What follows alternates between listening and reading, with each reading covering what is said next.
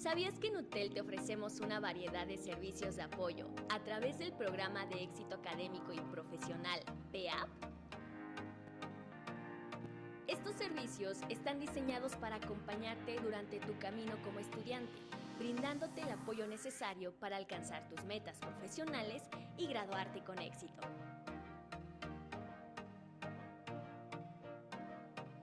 Dentro del área de apoyo académico, tendrás a tu disposición diversas opciones para resolver tus dudas y potenciar tu aprendizaje. Estas incluyen sesiones de asesoramiento personalizado, talleres de apoyo académico, promoción de actividades colaborativas y programas de regularización, entre otros recursos. Además del aspecto académico, sabemos que es importante tu salud emocional. Por eso, te ofrecemos el área de bienestar, donde encontrarás distintos talleres y apoyo psicológico para sentirte respaldado. Además, podrás disfrutar de tu espacio de confianza, un evento con conferencias de autocuidado. También tendrás acceso a artículos de blog y videos para la gestión emocional. ¿Quieres desarrollar nuevas habilidades? Tenemos una variedad de cursos opcionales de mejora que podrás tomar para complementar tu formación y destacarte en cualquier campo laboral. Esperamos que aproveches al máximo estos servicios que ponemos a tu alcance durante tu trayectoria académica.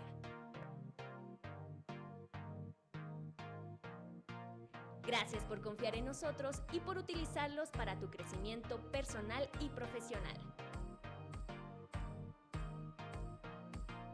Si tienes alguna duda, comunícate con tu gestor de éxito estudiantil.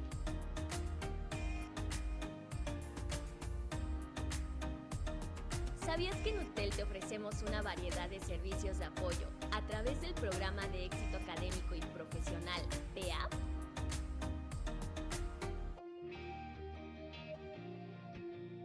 Estos servicios están diseñados para acompañarte durante tu camino como estudiante, brindándote el apoyo necesario para alcanzar tus metas profesionales y graduarte con éxito.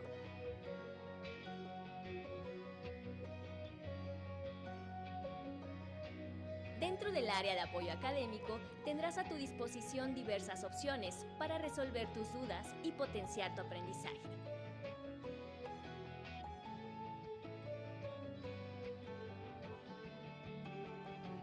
Estas incluyen sesiones de asesoramiento personalizado, talleres de apoyo académico, promoción de actividades colaborativas y programas de regularización, entre otros recursos.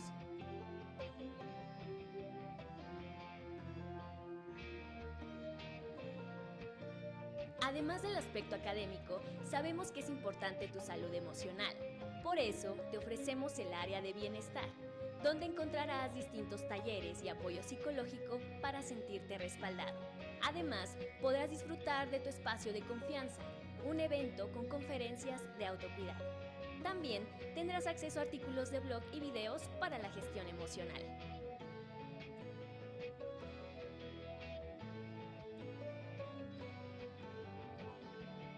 ¿Quieres desarrollar nuevas habilidades? Tenemos una variedad de cursos opcionales de mejora que podrás tomar para complementar tu formación y destacarte en cualquier campo laboral.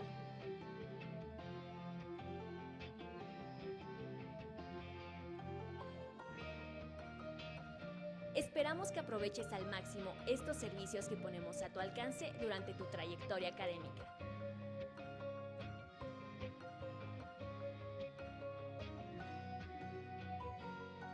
Gracias por confiar en nosotros y por utilizarlos para tu crecimiento personal y profesional.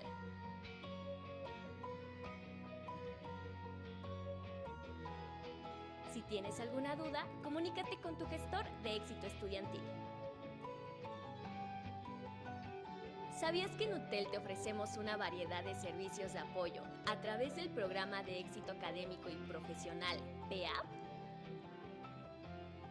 Estos servicios están diseñados para acompañarte durante tu camino como estudiante, brindándote el apoyo necesario para alcanzar tus metas profesionales y graduarte con éxito.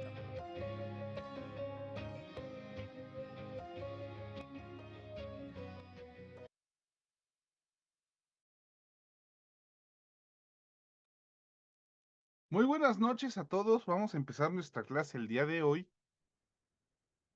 de ya nuestras penúltimas clases de normales, ¿vale? De química de los materiales. La próxima semana les recuerdo que son clases para reposición, para que si tuvieron algún problema podamos apoyarlos con alguna consulta y demás. Entonces vamos a comenzar el día de hoy, que es química de estructuras y propiedades en los materiales.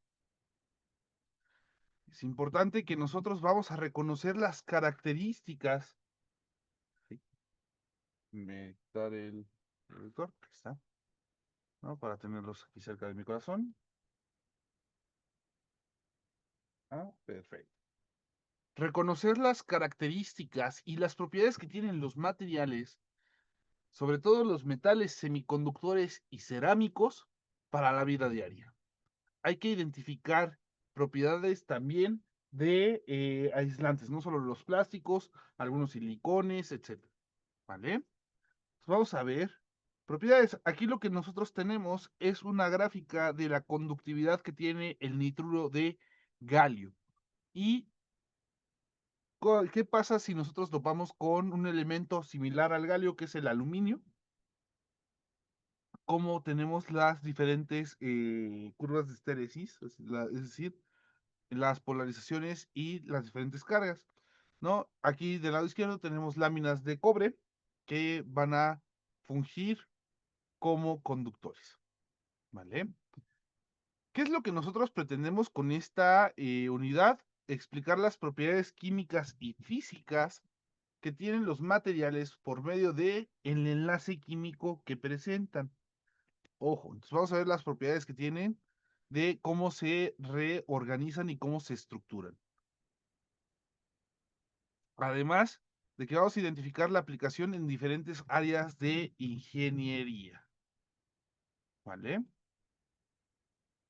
Propiedades físicas y químicas de los elementos es lo que vamos a ver el día de hoy. Y clasificación de los diferentes materiales. Importante, tenemos que empezar a ver hacia dónde vamos a estudiar los materiales, desde qué punto de vista. Entonces, aquí yo tengo bastantes dimensiones. Vamos a ver el orden de magnitud desde dónde empezamos hasta dónde terminamos. Vean, empezamos desde un átomo aproximadamente el tamaño de un Armstrong, 1 por 10⁻⁻10, que aproximadamente sería que si 1 milímetro la dividimos 7 millones de veces, ¿no? Si lo dividimos, perdón, que 1 millón de veces sería nanómetro, no, si nanómetro, todavía son 1000, o sea, 12 veces ahí. Entonces vamos a ir viendo que vamos a ir de lo más pequeño a lo más grande, ¿vale?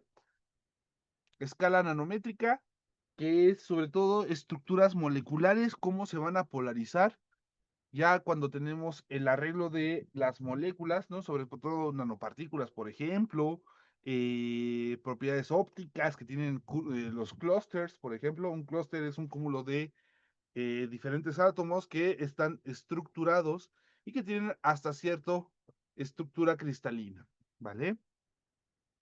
Ya un poco 1000 veces más grande, pues tenemos la estructura granular, cómo se van a comportar, por ejemplo, los diferentes cristales ya cuando estamos a escala de micras, por ejemplo, polarización de la luz, diferencias de potencial o simplemente características de polarizabilidad que tienen los materiales, entre otros, ¿no? Y la escala multifásica. Es decir, ¿qué pasa si yo ya dopo diferentes cristales que coexisten en un solo lugar? Vamos con el primer nivel de todos, que es el nivel atómico, 1 por 10⁻⁻10 Armstrongs. Estas propiedades adquieren características únicas gracias a la configuración electrónica que nosotros tenemos dentro de un solo átomo. Por ejemplo, nosotros podemos hacer transiciones electrónicas, o sea, pasar electrones de un nivel más bajo a un nivel más alto. Y vamos a notar que, por ejemplo, hay compuestos que cambian de color si todos sus electrones se aparean bajo un mismo spin, ¿no? Que este, por ejemplo, es spin bajo.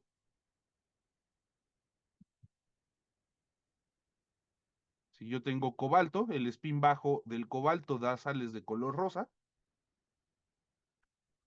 O si tengo átomos de cobalto,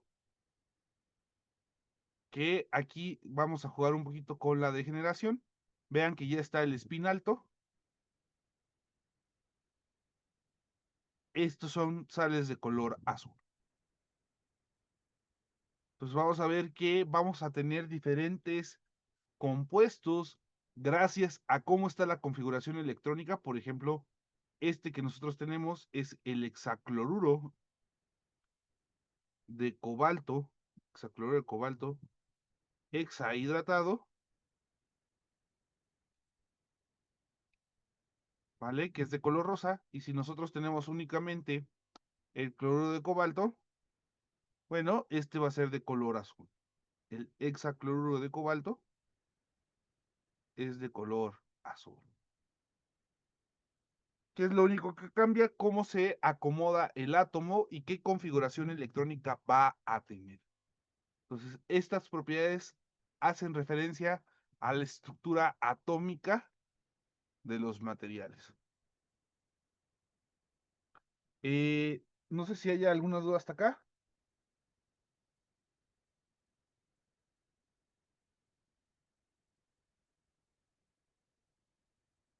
Profe, ¿puede Muy repetir, bien. por favor? Eh, ¿Lo puedo repetir? Déjame subir el volumen. Sí, por favor, profe. Sí, claro. Aquí lo importante es cómo están acomodados los electrones dentro de un alto, ¿vale? Si nosotros hiciéramos la configuración electrónica del cobalto, ¿vale? Veríamos que es un elemento que tiene configuración electrónica 4s2, ¿vale? 3 de 8, 9, ¿vale? Tiene 9 electrones en orbitales d. Habíamos visto anteriormente que estos orbitales d son 5 lugares que nosotros podemos tener. Esto es un poquito ya más de química de coordinación, pero vamos a ver que estos 5 orbitales que nosotros tenemos pueden tener diferentes energías. Lo más usual, lo más usual es que tenga uno de baja energía, dos que estén más o menos iguales y dos hacia arriba. ¿Qué quiere decir esto? Esto es energía que yo tengo, potencial, y aquí lo que voy a hacer es poniendo los electrones. Los electrones los voy a representar como si fueran flechitas,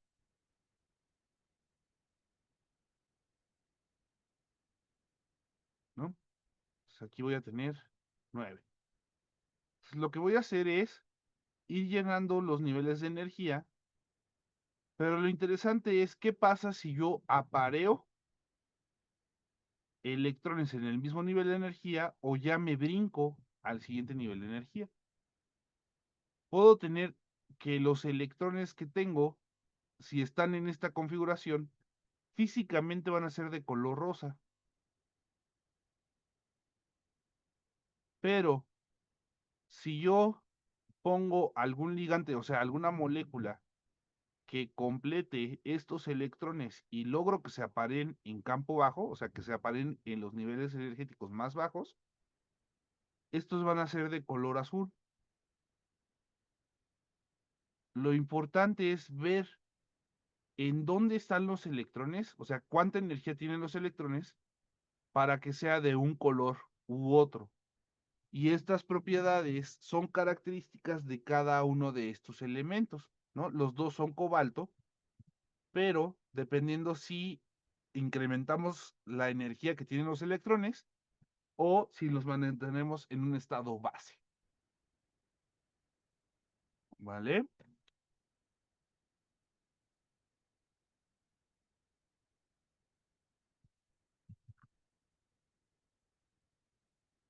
Vamos a hacer lo siguiente.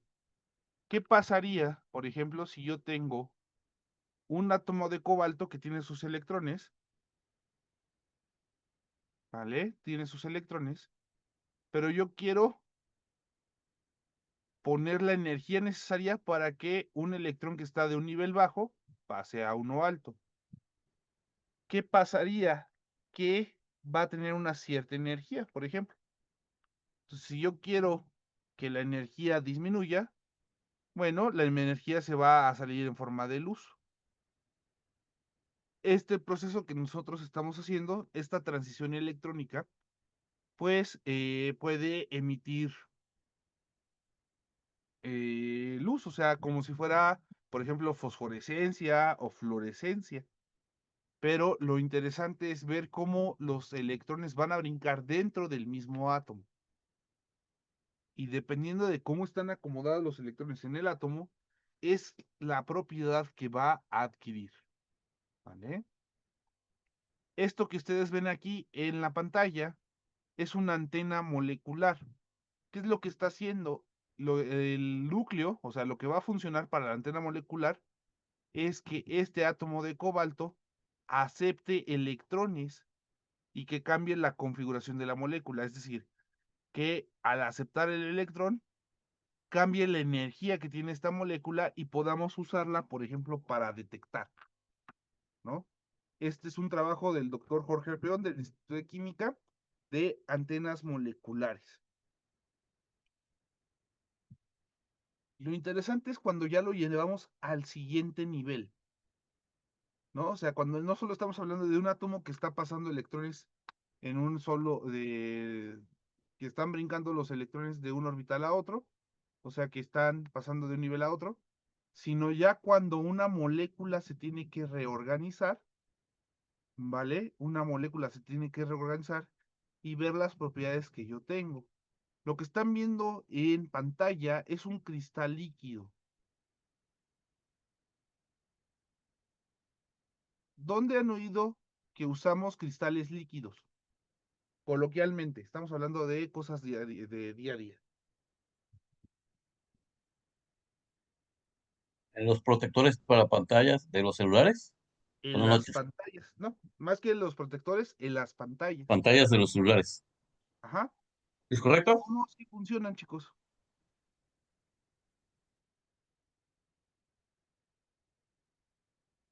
Exactamente, ¿no? Las famosísimas pantallas LCD. Teléfonos celulares, pantallas, monitores, todo lo que tenga una pantalla básicamente ahora es LCD, ¿no? Con combinación de LED, pero siguen siendo LCD. ¿Se me escucha muy bajito? A ver, espérenme tantito.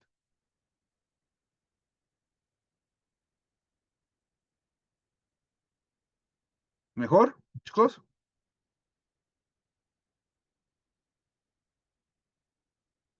Perfecto. Ay, cambiaron la interfaz del Zoom. Ok. Ok. Entonces, lo interesante es cómo funcionan los cristales líquidos.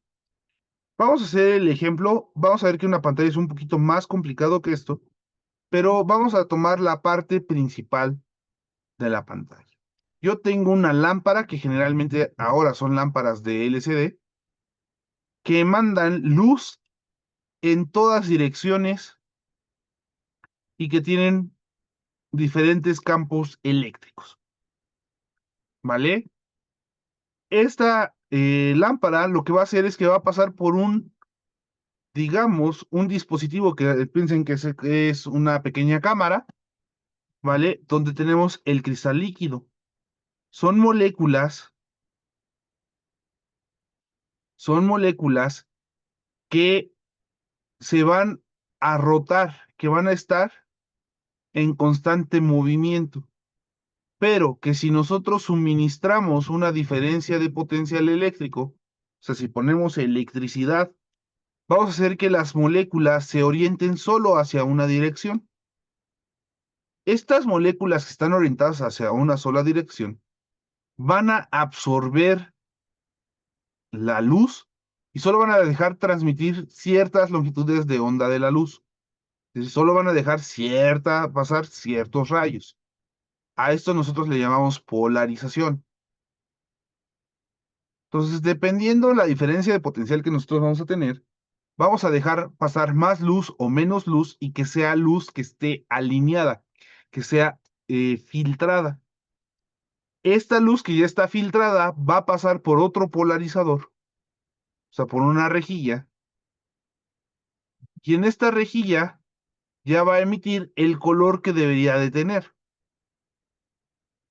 ¿Vale? Entonces lo que nosotros vamos a hacer es polarizar, es decir, vamos a alinear a las moléculas con un campo eléctrico y estas moléculas que están polarizadas van a cambiar y absorber las trayectorias de la luz que no queremos para que solo llegue a un solo punto, ¿no? Así es como funciona una pantalla LCD, ¿vale?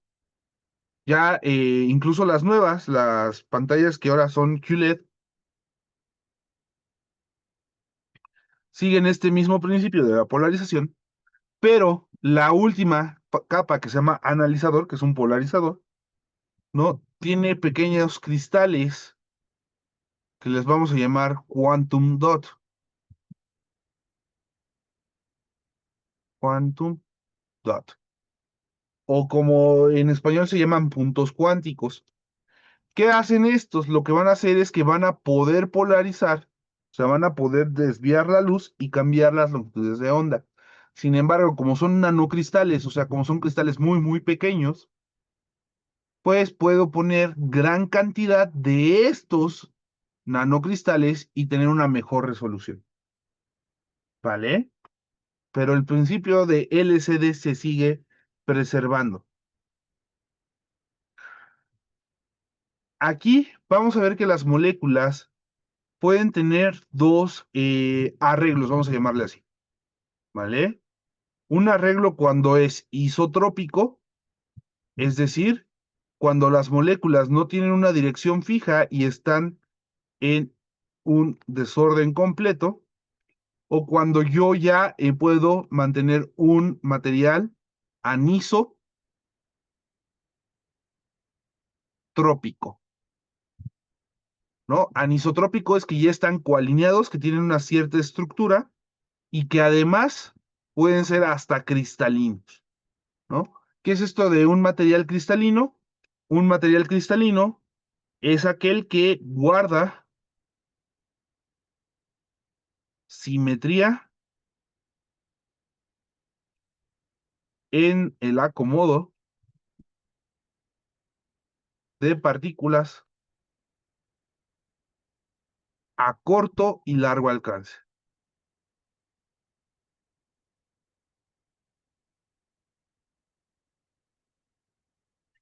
¿no? Entonces nosotros tenemos que acomodar las moléculas que tengan un patrón repetitivo y que estén coalineadas, que sean materiales anisotrópicos. ¿Sí, chicos? Depende de la aplicación, pues vamos a poner cuánta anisotropía y qué diferentes propiedades podemos nosotros obtener. ¿Vale? Esta es la estructura a nivel molecular.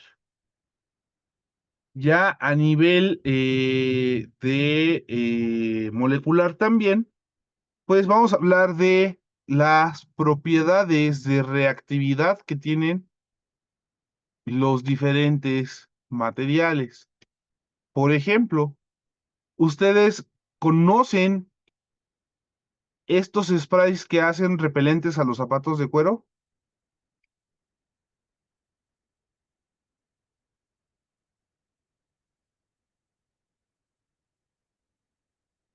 ¿no? Son sprays que lo que hacen es poner una fina película hidrófoba.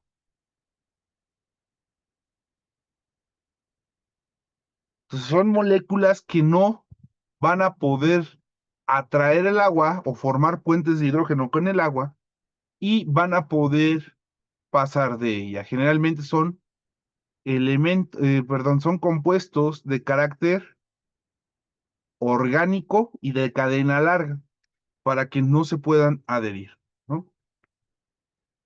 Entonces, si nosotros viéramos un boom, pues podríamos analizar a los materiales y veríamos las partes que sí son solubles en agua o que pueden atraer moléculas de agua y moléculas que no pueden atraer moléculas de agua, ¿vale? Por ejemplo, es una aplicación que nosotros tenemos de propiedades químicas de los materiales, ¿no? La hidrofobicidad.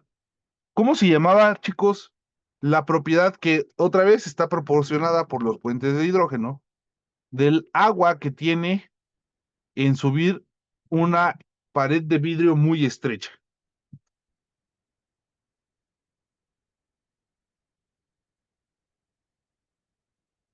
O, si quieren verlo más cotidianamente, ¿cómo se llama la propiedad de el agua que tiene para subir por una servilleta?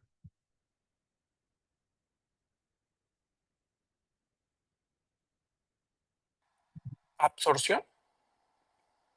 No.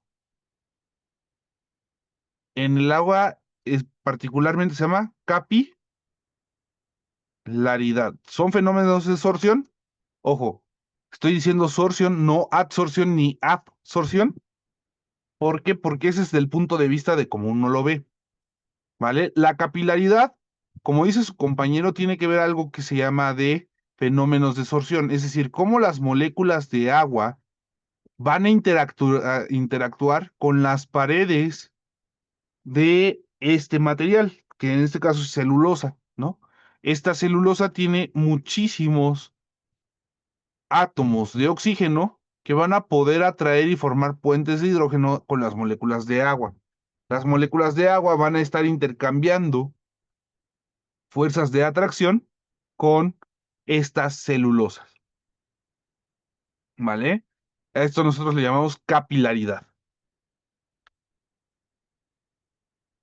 ¿Qué otros, aparte de la celulosa, qué otros materiales promueven la capilaridad? Los silicatos, por ejemplo. El famosísimo vidrio puede atraer las moléculas de agua gracias a la estructura cristalina que tienen los oxígenos presentes. Bueno, no es cristalina porque en realidad es un vidrio, pero bueno, ahorita vemos eso.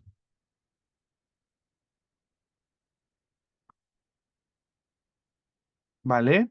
Nosotros, gracias a este acomodo de moléculas y de ver los grupos funcionales, pues podemos ver los parámetros que nos van a servir, por ejemplo, para ver dureza, ¿no? Ustedes conocen el caucho, ¿no? El caucho se saca de un árbol que se llama hule, es una resina que con el aire va a polimerizar y va a generar una especie de goma. Esta goma, si se trata con dióxido de azufre, con trióxido de azufre y ácido sulfúrico, va a generar este polímero de carácter negro que tiene alta rigidez estructural, ¿no? Que le llaman este proceso le llaman vulcanización.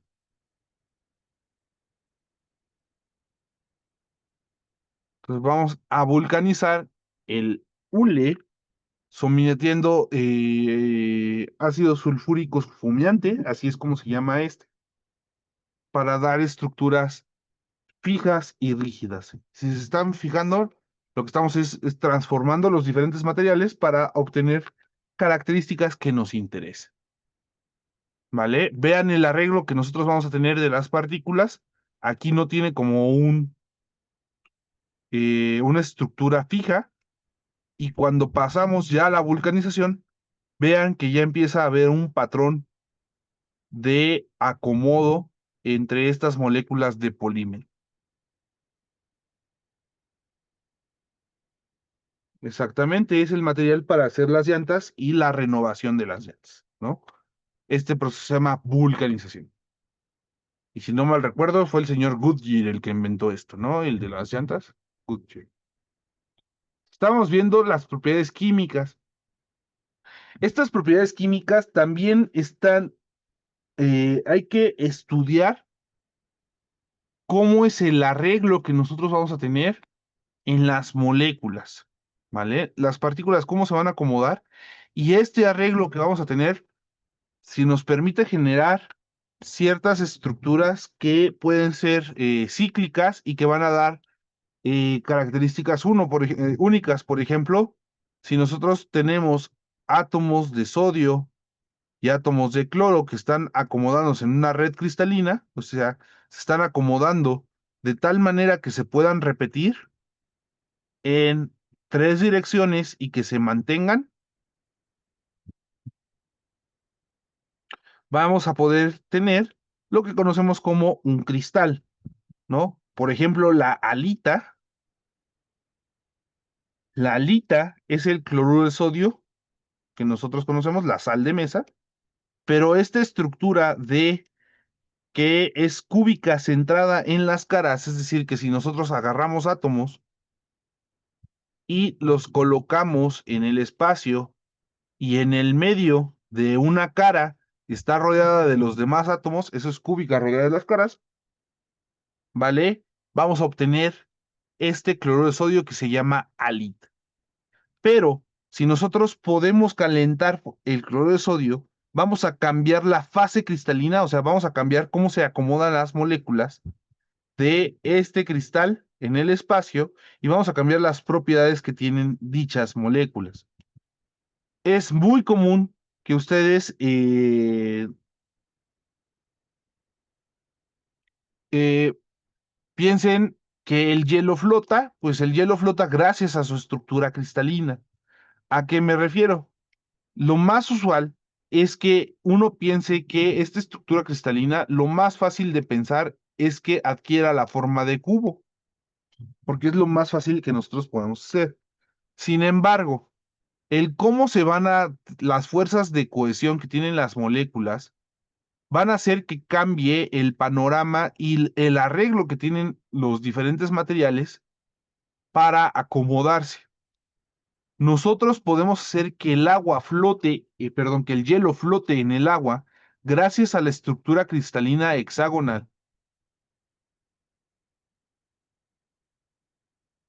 que adquieren las moléculas de agua. Como están formando un hexágono, van a incrementar su volumen, ¿vale? Pero no incrementan la masa.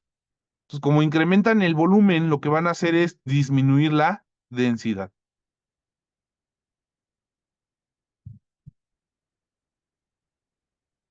Entonces, tenemos que estudiar cómo es el arreglo que tienen los diferentes materiales y si tienen un arreglo periódico, eso es importante, se va a llamar un cristal.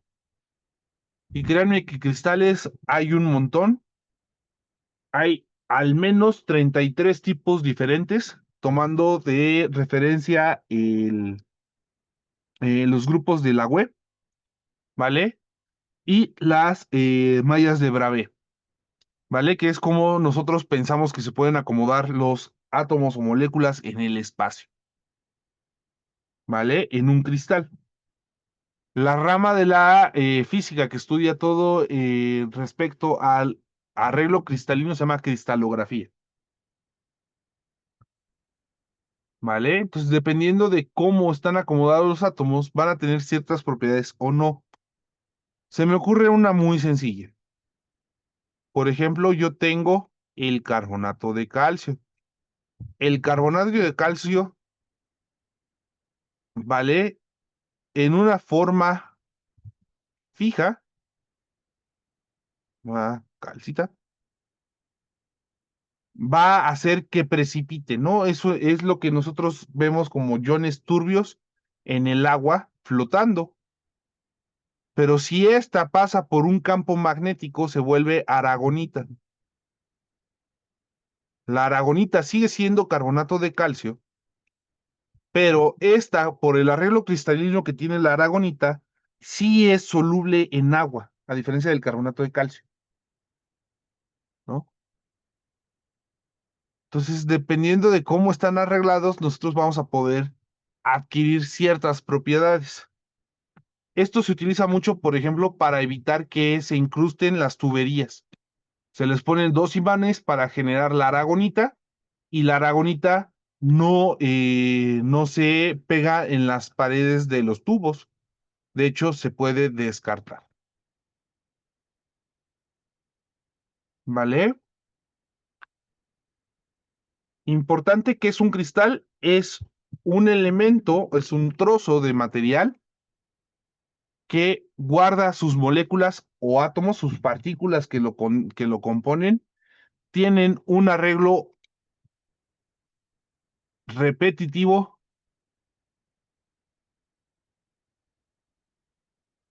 a corto y largo alcance.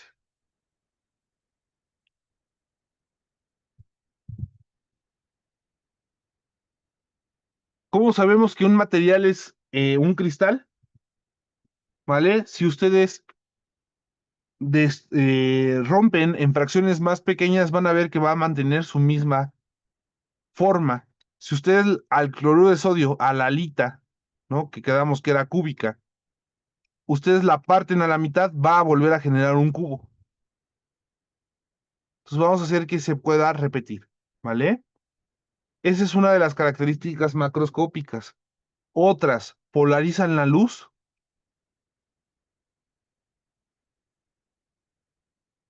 de manera distinta.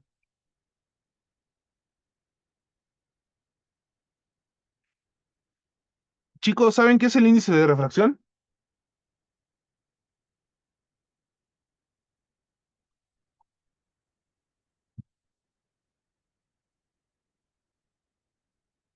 A ver, ¿quién me dice qué es el índice de refracción?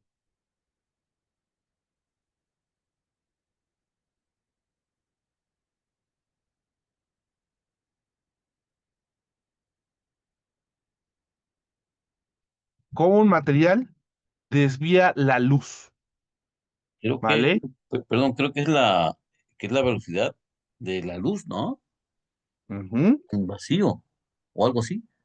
Ok, el índice Sí, de ¿no? refracción es una medida de cómo se alenta la luz al cambiar al medio. Si nosotros tomamos de referencia la velocidad de la luz en el vacío y la velocidad de la luz que tiene el medio, vamos a ver que esto va a cambiar y siempre va a ser mayor que 1. Entonces, ¿qué es lo que va a producir? Si nosotros vemos la ley de Snell dice que si nosotros ponemos un rayo que va a cambiar de medio, el ángulo con el cual cambia el medio tiene que ser menor que el ángulo incidente. Entonces, ángulo refractado, que así se llama, es menor que el ángulo incidente. Entonces, lo que nosotros vamos a ver es cómo cambia la dirección de la luz cuando la luz cambia la velocidad al entrar a un medio. Y si les dijera que hay materiales que tienen dos índices de refracción, o sea, el típico experimento que uno hace de que pone un vaso con agua y le pone un lápiz y que el lápiz se quiebra, esto se debe al índice de refracción del agua, ¿vale? Al índice de refracción del agua. Sin embargo, imagínense que nosotros, al suministrar un rayo de luz, como les dije, pues va a cambiar la dirección. Pero, ¿qué creen? Hay materiales que permiten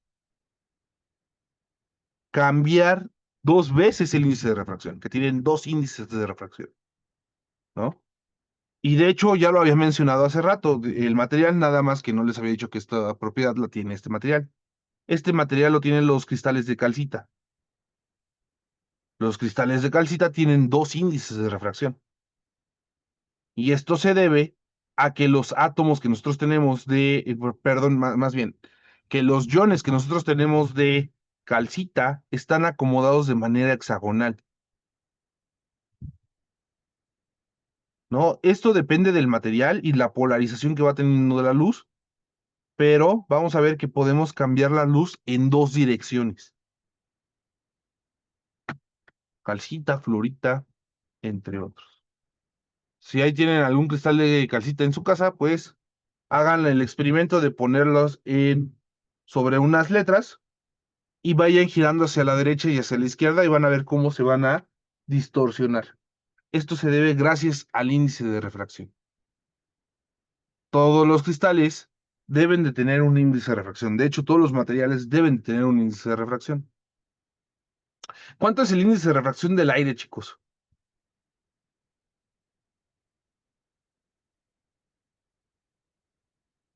Si ustedes buscan por ahí en internet, van a ver que es 1.08. Quiere decir que las moléculas del gas están tan separadas que que los fotones que viajan de los rayos ni las van a pelar, o sea, van a pasar tal cual como entran. No es casi uno, es casi el del vacío. Y esto otra vez se debe a cómo es el acomodo de las moléculas.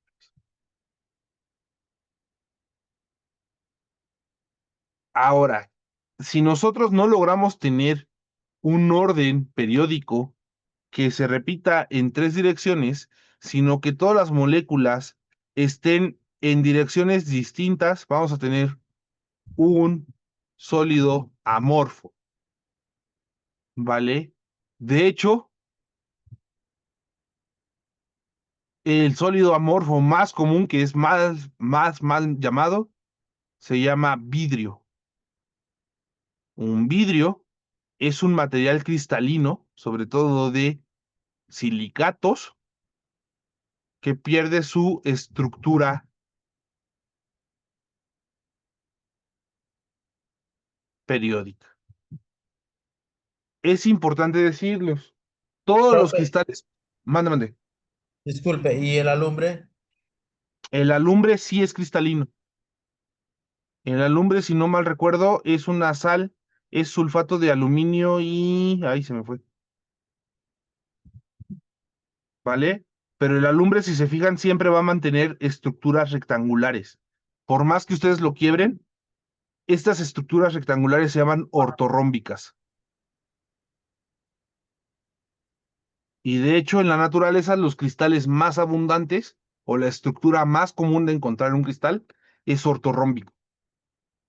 ¿Qué quiere decir esto? Que son rectángulos, o sea, son prismas rectangulares que tienen diferente tamaño de celda.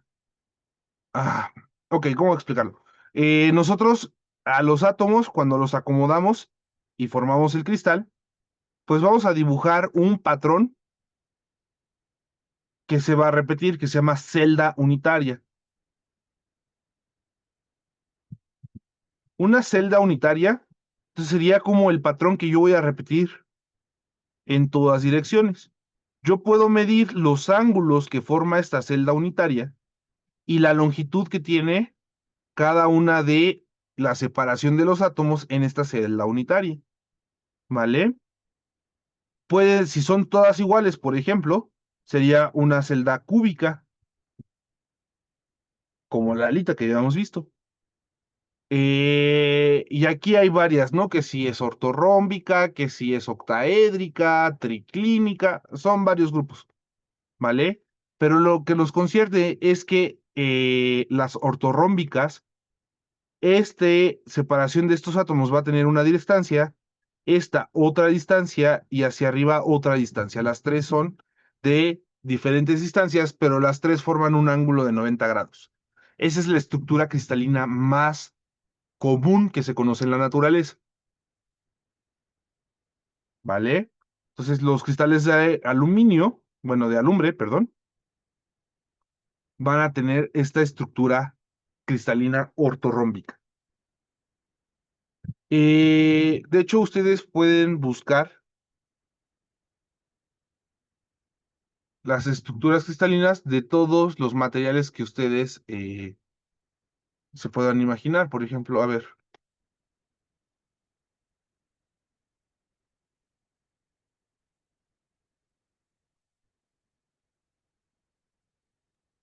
Profe, ¿y de el hecho, hidróxido, disculpe, y el hidróxido de sodio, que es en escama? el hidróxido de sodio, pues ahí depende de la cristalización. Ojo, muchas veces los materiales amorfos se forman al ir desecando, pero tienen que ser condiciones específicas para que agarren ciertas estructuras cristalinas.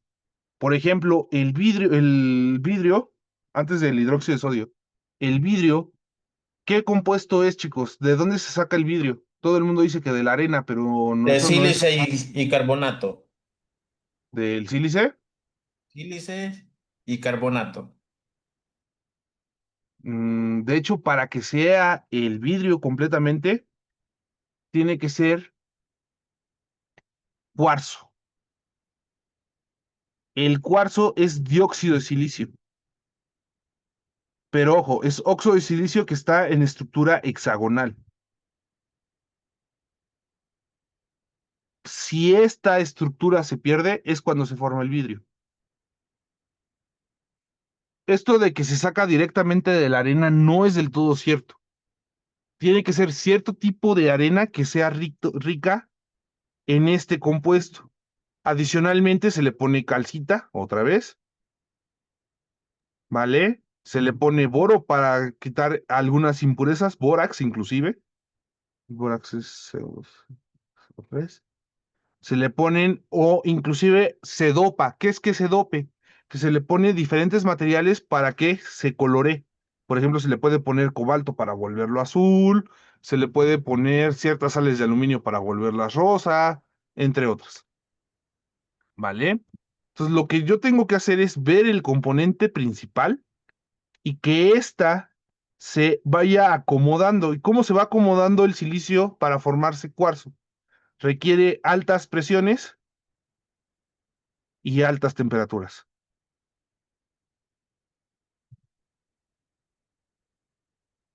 ¿no? La mayoría de los cristales, o sea, todo el mundo piensa que la cristalización es un proceso que nada más en disolver y dejar solidificar, que tarda tiempo. Es como se logra, es todo un arte porque hay que ver las condiciones adecuadas para obtener el material adecuado, ¿no? Y la cristalización adecuada. Entonces, hidróxido de sodio, ¿por qué son escamas? ¿Por qué? Porque no tiene las condiciones adecuadas para adquirir una estructura cristalina adecuada, ¿vale? No se le pone ni presión ni temperatura. De hecho, no he visto la estructura cristalina de la sosa pura, pero lo más usual es eso.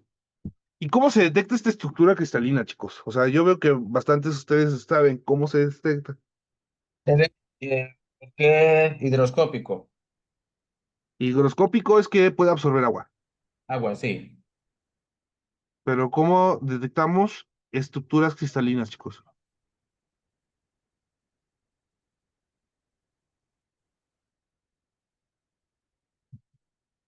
Primero, físicamente, o sea, en el mundo macro, pues ver el tamaño del cristal y la forma que va adquiriendo. Yo les dije que la estructura cristalina, sin importar que tú rompas el cristal, siempre se va a mantener. Entonces nosotros podemos estudiar cómo se acomodan los átomos y las moléculas, ¿vale? A grosso modo. Pero ya a nivel micro, ¿cómo podemos ver inclusive el tamaño de los enlaces en el sólido? Este es con una técnica que se llama difracción de rayos X. Perdón, difracción de. Rayos X. Entonces, lo que se hace es que se pone una fuente de rayos X que se incide sobre la muestra y se tiene un detector. Esta fuente, esta difracción de rayos X, ¿vale? Va a ir cambiando en el ángulo de aplicación si es de haz rasante. Hay otros tipos de rayos X, no son los únicos, pero la más común de haz rasante es medir el ángulo que yo voy a tener y sacar el número de conteo de las reflexiones máximas que va a tener estos rayos X. ¿A qué me refiero? Piénselo así. Quedamos en el índice de refracción, que si nosotros teníamos un haz que entraba a una superficie, iba a cambiar su trayectoria, ¿vale? Entonces nosotros tenemos que ver cuánto cambia esta trayectoria con una cosa que se llama la ley de Bragg,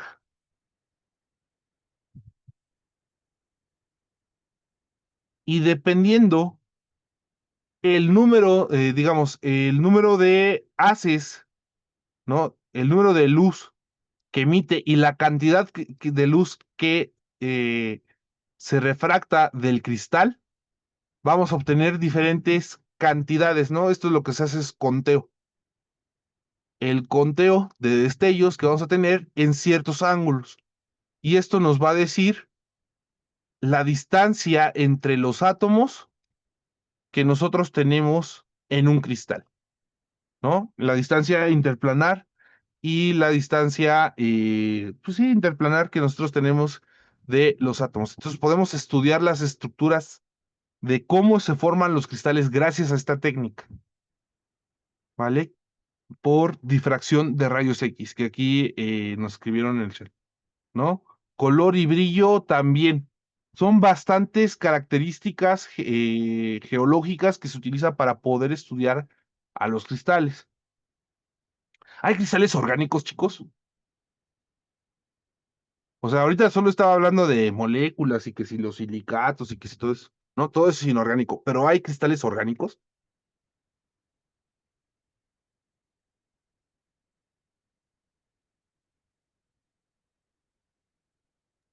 El Profe, azúcar el metalsilicato, el azúcar. el azúcar es orgánico, ¿no? Los metasílicos, ok. Diferencia entre química orgánica y química inorgánica, chicos, ¿cuál es?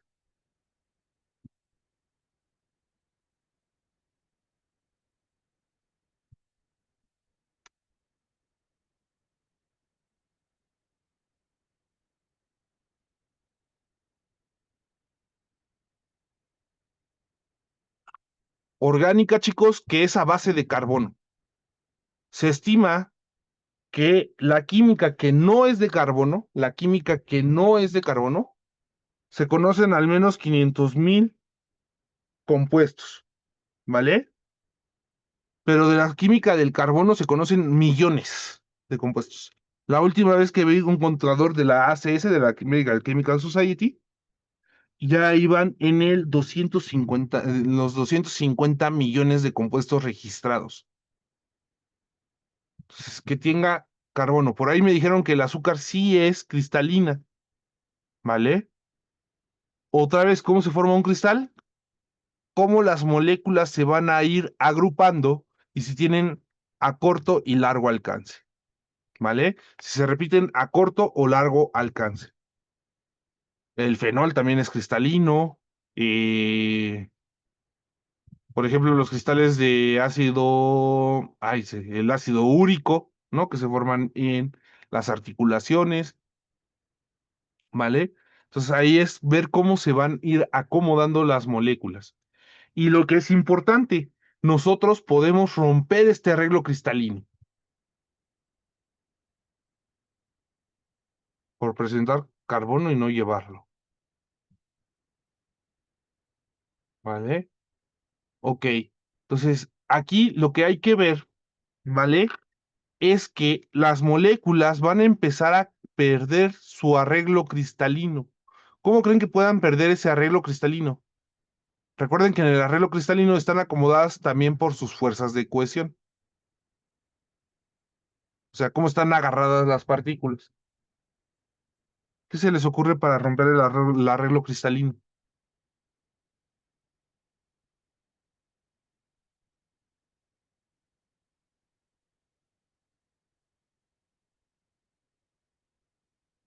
Por ejemplo, si calentamos un cristal, lo que vamos a hacer es que pierda esta estructura y ya se forme un amorfo, un sólido amorfo. Amorfo. ¿Vale? Por ejemplo, el vidrio. Entonces, lo que vamos a hacer es cambiar direcciones y cambiar la interacción que nosotros vamos a tener de las interacciones en un sólido, ¿vale? En un cristal. A este proceso, esta temperatura es específica, se llama temperatura de transición vitria, ¿vale? Y algo que se mide en los materiales siempre, generalmente con técnicas gravimétricas y termogravimétricas. La más usual es una que se llama DSC, o Differential Scanning Calorimetry, calorimetría diferencial de barrido, se llama en español, es esta energía de transición vítrea. Pues, por ejemplo, no solo se aplica en cristales directamente, por ejemplo, en polímeros, o sea, en plásticos se usa para determinar esto. Inclusive en los polímeros se puede ver qué tanto se está desprendiendo ciertas moléculas al calentarse. Ese se llama análisis termogravimétrico, TGC, análisis termogravimétrico, TGA, perdón, TGA, ¿no? Thermogravimetric Analysis, TGA. Hay elementos que, bueno, hay dispositivos que te hacen las dos juntas, ¿no? El DCC y el TGA,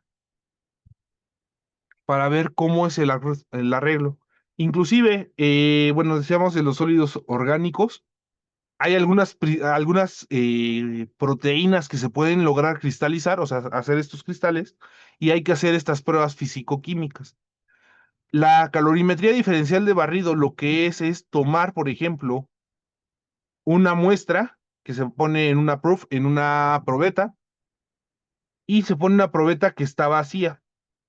Las dos se calientan al mismo tiempo, pero como esta muestra tiene mayor masa, pues va a calentarse diferente.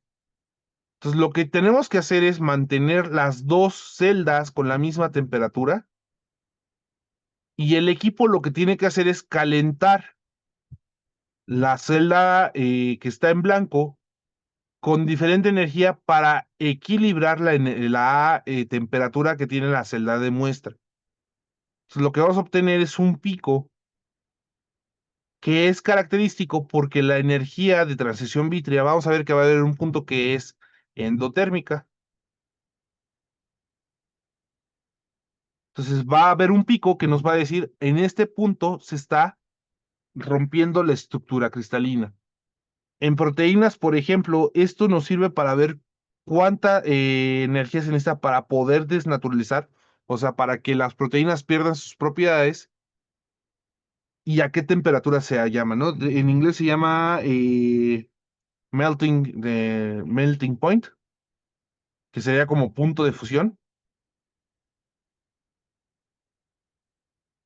En español se llamaría punto de desnaturalización, ¿vale? Temperatura de desnaturalización o punto de fusión también se le conoce, pero está como medio raro. Entonces, estos son análisis fisicoquímicos para ver estructura de cómo están los arreglos de los diversos materiales, ¿vale? Hay otras propiedades, las propiedades las vamos a detallar más el día miércoles, ¿no? Que si es el por ejemplo, la piezoelectricidad, cómo podemos deformar y polarizar los diferentes cristales al suministrar campos eléctricos, aplicando presión también, deformando el cristal, ¿no? O si ponemos un campo eléctrico, qué orientación va a ir teniendo y cómo podemos, por ejemplo, hacer que funcione una memoria de computadora, sobre todo las de estado sólido, ¿no? Vamos a hablar un poquito también de las propiedades magnéticas, de qué es un dieléctrico. Entonces vamos a ver diferentes propiedades. Por el día de hoy vamos a dejarlo hasta acá. La estructura granular, que sería cómo nosotros vamos a juntar estos cristalitos, qué proporción tiene, por ejemplo, ya en un granito.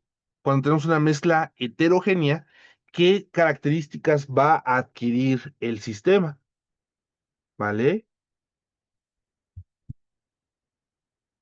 Y no sé si haya alguna duda, chicos.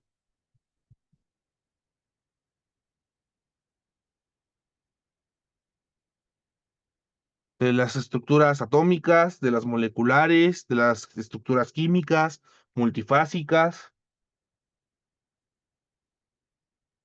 de las diversas aplicaciones. ¿Todo bien?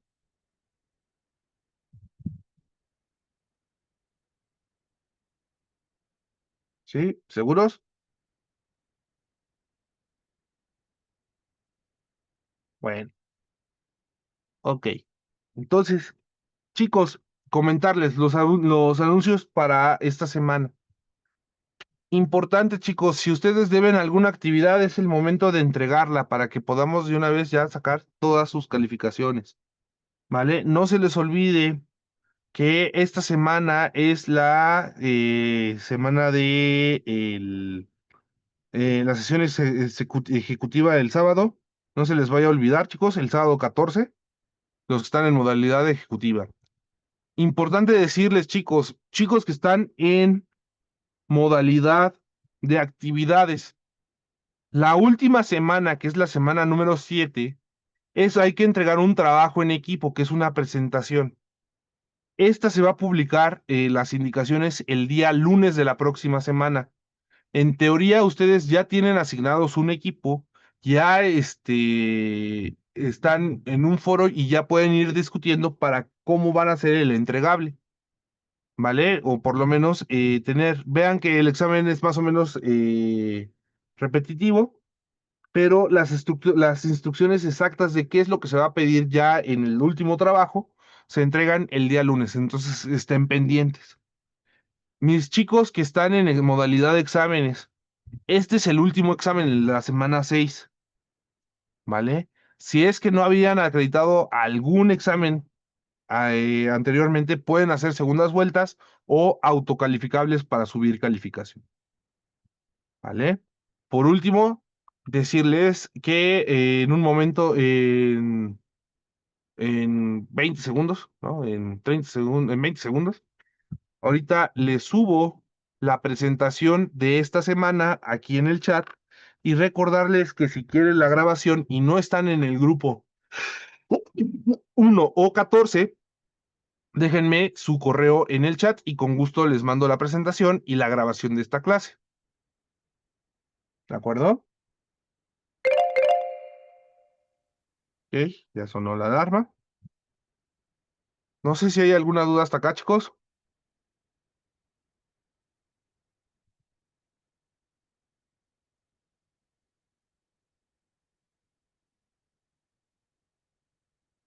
Ok.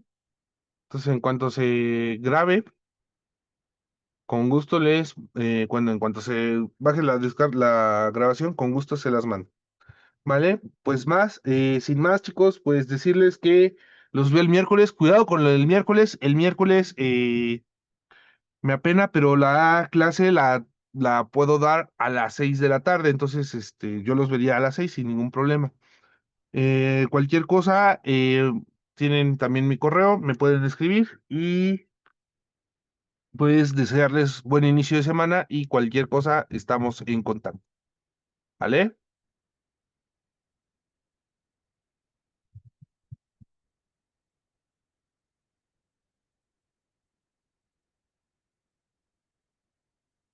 Perfecto. Pues buenas noches, chicos. Nos estamos viendo. Cuídense mucho.